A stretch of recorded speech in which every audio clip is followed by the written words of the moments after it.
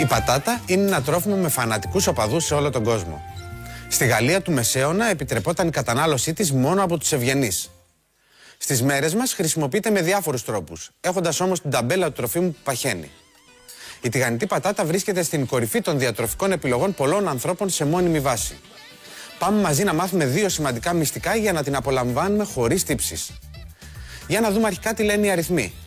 Μία μικρή μερίδα πατάτες τηγανιτές αποδίδει κατά μέσο όρο περίπου 470 θερμίδες, ενώ αντίστοιχα μία μικρή μερίδα πατάτες στο φούρνο αποδίδουν περίπου 430 θερμίδες.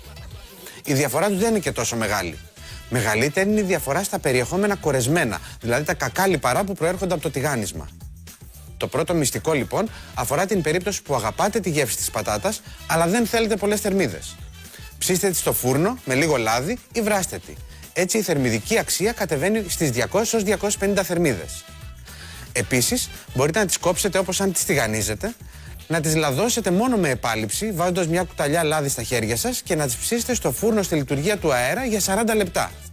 Λίγοι θα καταλάβουν ότι δεν τις έχετε φτιάξει στο τηγάνι. Το δεύτερο μυστικό αφορά εκείνους που δεν διατίθενται να αποχωριστούν την τηγανιτή πατάτα, αλλά παράλληλα δεν θέλουν να λαμβάνουν το σύνολο των κορεσμένων λιπαρών. Για να το πετύχετε, θα πρέπει να τις τηγανίζετε μόνο με ελαιόλαδο, να προθερμαίνετε το λάδι χωρίς όμως να το αφήνετε να καεί, να τις τραγγίζετε καλά πριν τις τηγανίσετε και να κλείνετε το καπάκι κατά το τηγάνισμα, έτσι ώστε το λάδι να μην οξυδώνεται γρήγορα, να μην τις αφήνετε να καίγονται και τέλος να αντικαθιστάτε το λάδι μετά από κάθε τηγάνισμα. Έτσι θα μπορείτε να απολαμβάνετε τις πατάτες με μέτρο και χωρίς να επιβαρύνετε την υγεία σας.